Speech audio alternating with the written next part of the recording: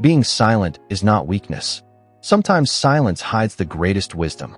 In a kingdom where everyone sought power through words, one quiet monk taught the king a lesson that changed his rule forever.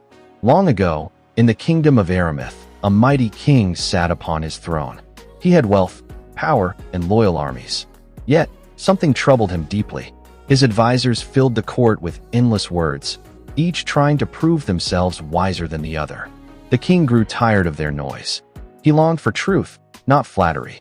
One day, he heard of a monk who lived in silence. A monk who had not spoken for years, yet was said to hold the wisdom of the ages. The king grew curious. How could a man who never spoke guide others? How could silence hold more truth than 1,000 words? Determined to see for himself, he ordered his guards to bring the silent monk to the palace. The court erupted in laughter. "Your Majesty, how can a mute monk solve your troubles?" But the king silenced them with a wave of his hand. The next morning, the monk arrived. His robes were simple, his feet bare, and his eyes calm like still water. He bowed gently before the king, but spoke no word. The court erupted in whispers. The king raised his hand and asked, "If you are truly wise, tell me, what is the greatest strength a ruler can have?" The monk said nothing. Instead, he took a stick and began drawing quietly on the marble floor. The monk bent down and drew a single circle on the marble floor. Then, inside the circle, he drew a tiny dot. The courtiers laughed. "This is your wisdom," they mocked. But the king leaned forward, intrigued. The monk raised his eyes slowly, gazing directly at the king. Though his lips never moved, the message was clear. The circle is the world, the dot, your voice. Speak less, listen more. True power lies not in words, but in silence.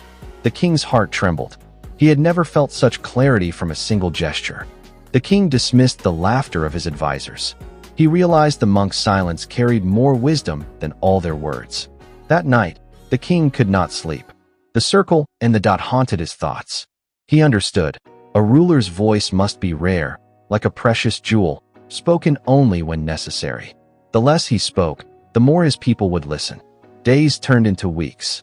The king began speaking less in court. His words became sharp, measured, and filled with weight. The advisors who once argued endlessly now fell silent, waiting eagerly for his rare judgments. The people of the kingdom noticed the change. They began to see their ruler not just as powerful, but truly wise. One evening, the king invited the monk back to the palace. This time, the court did not laugh. They watched in silence as the king knelt before the monk. "You have shown me the greatest truth," the king said softly. "Strength is not in ruling with many words, but with few. I am forever in your debt." The monk only bowed, his eyes calm as a still pond, then turned and walked away into the night, his silence echoing louder than thunder. Years passed, and the kingdom of Aramith flourished under the king's rule. He became known not for his power, but for his wisdom. His silence was feared by enemies and cherished by his people. And so, the tale of the silent monk lived on, a reminder that sometimes the greatest truths are not spoken, but felt.